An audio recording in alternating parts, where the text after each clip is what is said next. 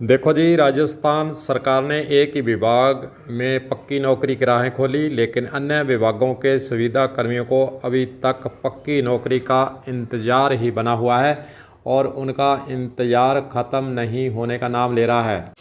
वैसे देखा जाए तो राजस्थान के तमाम दावे धरातल पर धराशायी हो रहे हैं।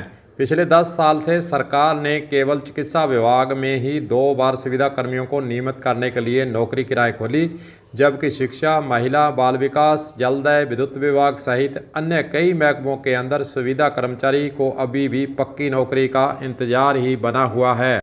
पिछले दिनों जयपुर के अंदर एक सुविधा कर्मचारी के आत्महत्या करने के बाद इसे लेकर आक्रोश बढ़ गया। सरकार सुविधा कर्मचारियों के लिए बने कायदों का रिव्यू करने का दावा तो कर रही है, लेकिन हकीकत यह है कि पिछली सरकार के समय सुविधा कर्मचारियों को नियमित करने के लिए बनी गाइडलाइन में भी राहत नहीं दे पाए हैं। हालात यह है कि कई सालों तक विभागों में सेवा देने के बाद भी उन्हें न्यूनतम मजदूरी तक नहीं मिल रही है। केस नंबर 1 अगर देखें तो प्रदेश में निरक्षरता का कलंक दूर करने के लिए प्रेरकों को अब भी स्थायी नौकरी का इंतजार है। साक्षरता विभाग ने प्रदेश भर में 28,000 से अधिक प्रेरकों को 20 साल तक सेवाएं ली। केंद्र व राज्य सरकार की ओर से प्रेरकों को दूसरे योजनाओं में भी लगाने के दावे हुए, इसके बाद भी प्रेरकों को अभी तक पक्की नौकरी नहीं मिल पाई है। केस नंबर 2 देखते हैं तो प्रदेश के सरकारी स्कूलों में मिड डे मील बनाने वाली कुक कम हेल्परों को भी अभी भी न्यूनतम मजदूरी नहीं मिल रही है।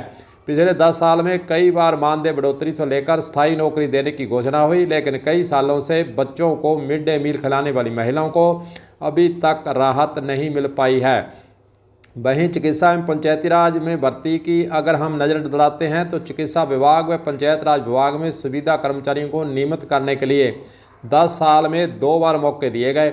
इस दौरान सुविधा कर्मचारियों को बोनस अंक देकर नियमित किया गया। इन विभागों में काम करने वाले अन्य कर्मचारियों को 5 वर्ष से कम की सेवा होने की वजह से नियमित होने का फायदा नहीं मिल पाया था।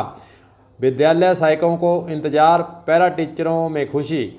शिक्षा विभाग में अगर हम बात करें तो पैरा टीचर को नियमित होने का तोहफा तो मिल गया, जबकि विद्यालय सहायकों का हर साल 1 साल के लिए कार्यकाल बढ़ाया जाता है।